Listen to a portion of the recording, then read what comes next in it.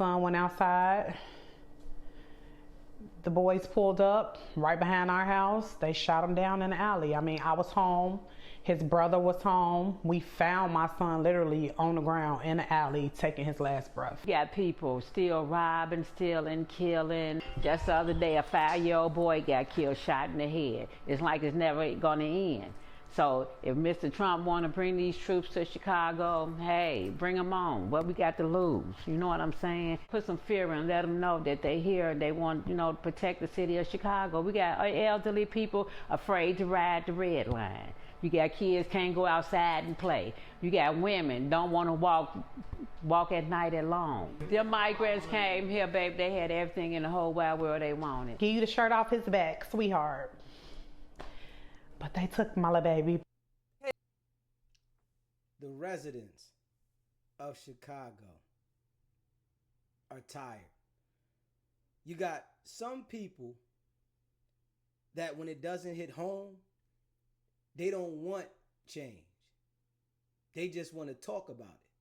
But when it hit home, it's a different story. She came outside and found the son laying on the ground, lifeless. Watched him take his last breath. She tired. Grandma, I'm tired. They not agreeing with let's just talk about it. They want to see some action. And I agree, they need some action. They deserve to live life regularly and not in fear. But the mayor and the governor is making it acceptable for life to be like that for them because they don't want change. This is really a national disgrace. Welcome back. That was the mother and grandmother of Gregory Wilson III. Their 16-year-old son and grandson was shot and killed in Chicago. These parents are saying Chicago crime is now much worse than when they were growing up, and they're begging President Trump to send in the National Guard, send in their troops. But their Democrat Governor, J.B. Pritzker, and Socialist Mayor Brandon Johnson say crime is not a problem. Chicago is the homicide capital of America. Joining us now, Chicago Red. How are they saying crime is not a problem when it's the murder capital of the world? Like, how isn't it crime is a problem? They're making it okay and acting like they don't want to see any difference when the residents there are the ones suffering. And they're not the ones suffering behind this. Founder P. Ray Easley. P. Ray, thank you so much for joining us again tonight. What do you make of what you just heard? Because the former chief of the Chicago police said that Pritzker and Brandon Johnson are afraid Trump is going to humiliate them, given how successful Trump was in bringing down crime in D.C. That's the whole problem. That is the problem. They don't want President Trump to come in and solve this issue that they have with crime and it make them look bad. That's what they thinking about. And that is wild. They're so concerned about Trump making them look bad that they don't want to help the people that live in the city. Selfish. And I'm going to just say it like that. They are selfish because they want this to continue because they don't want to be the ones to say, we couldn't handle it. Our decision didn't help, but Trump's decision did. I totally agree. Billions of dollars have flow through the city of Chicago in terms of violence prevention and crime stopping. However, we still have people like poor Gregory who are shot down in alleys. I think that although crime is statistically commit heinous acts of violence in broad daylight here in the city of Chicago because there's no deterrent against committing the crimes, because in the Cook County State's Attorney, they plead people down in order to keep a high conviction rate. So people know that they're going to go to jail and come right back home. Yeah. So why would they do anything different? If they know that the consequences isn't severe for their actions, why would they change them? Let's be real. But this is what they have installed in the people. And this is why things have only gotten worse. If you don't make an effort for things to change and do something different, things are only going to get worse. And that's in life with anything. This situation with crime in Chicago has got out of control, and it ain't got better. Not at all. There's no respect for human life. These families are destroyed. They've lost their son and grandson forever. I mean, here's the thing, P. Ray. Chicago did a Trump-style surge a decade ago to stop crime in 2016. Extra Chicago cops, U.S. Marshals, BATF agents. Crime dropped 41%. So can Pritzker and Johnson fix crime in Chicago without Trump? I think that they could if they wanted to, but remember, this narco-terrorism is making almost $2 billion a year off of the heroin highway, which flows through the middle of the 7th Congressional District. So if we have a parallel economy that's adding billions of dollars to the streets, then we can ascertain that people are actively complicit in what's going on. Now, I'm not saying that the governor is working with the cartels, but somebody has to be making deals somewhere along the line, because we can definitely draw all of this back to the open border and the criminality that came across that border in terms of drug trafficking and human trafficking. Well, this is something that U.S. Attorney Pam Bondi and Kash Patel, FBI director, could get on. You know, let's get your reaction to what Barack Obama's former top advisor, David Axelrod, has said about this. And listen to conservative political pundit Ben Shapiro. Listen to what they're saying. I would be careful about playing 28 politics on this issue, because the right answer is we'll take all the help we can get, as long as it's appropriate help, as long as it's stuff that will really help. You know, the right answer is we'll take all the help we can get as long as it's the appropriate help. What is the appropriate help? Sometimes you need to put your foot down to get things done. What is the appropriate help? I don't understand what is the appropriate help to violence of this magnitude. It needs action.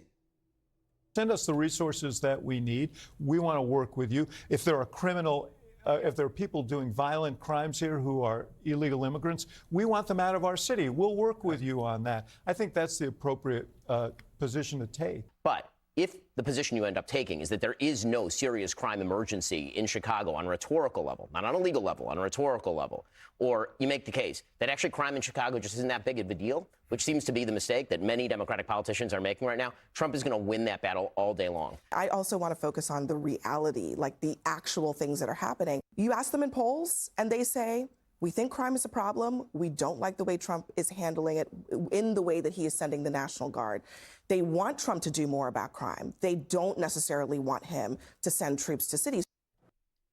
So they want Trump to do something, but they don't want him to do it the way he's doing it with force. What else are you going to do?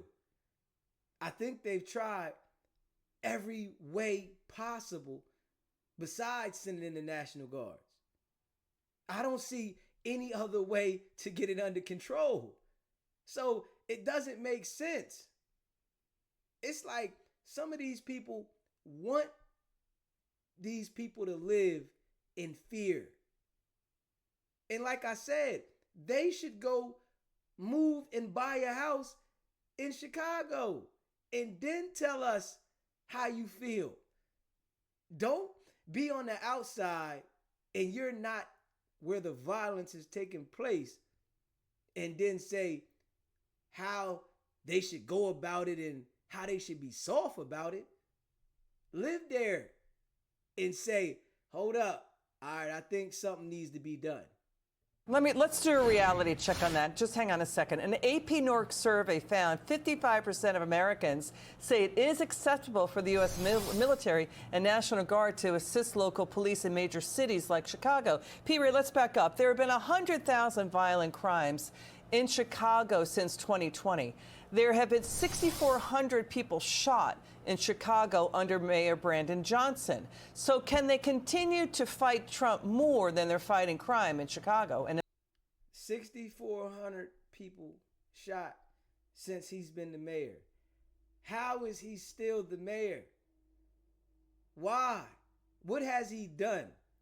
What is his duties? Can anybody say what he's done positive to help that city?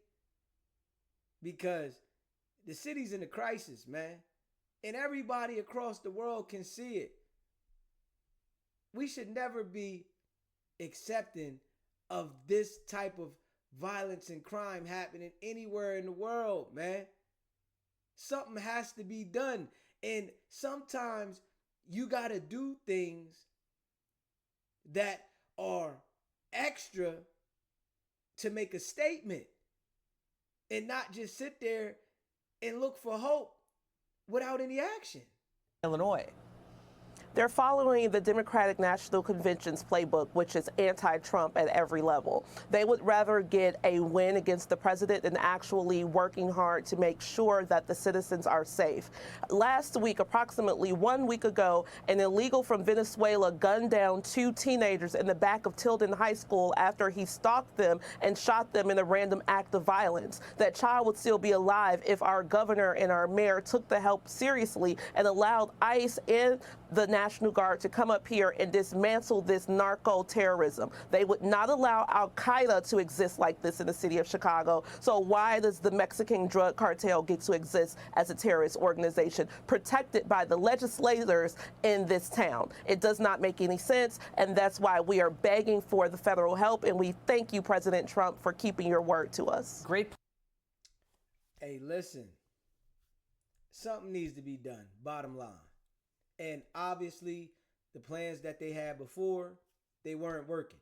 So the only way to get it done is to bring the troops in, man.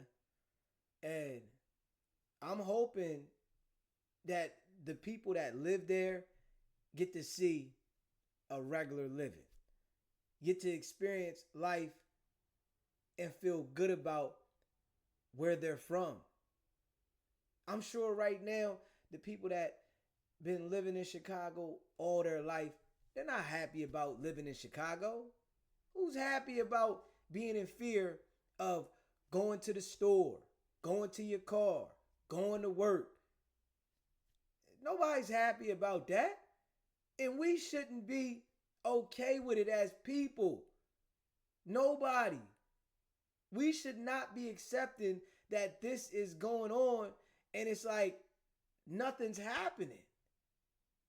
This is how I stand on it, and I'm not changing my feeling because it's bad that the world is trying to make sense of not cracking down on the crime and how we should go about cracking down on the crime.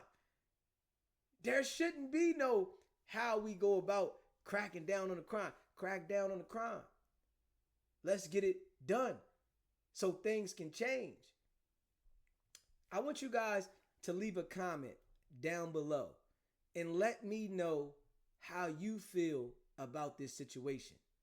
Would you move to Chicago with this like this? Hit that like button, hit that subscribe button, and share this video, man. I appreciate all of y'all. It's not about the setback. It's about the get back. Now.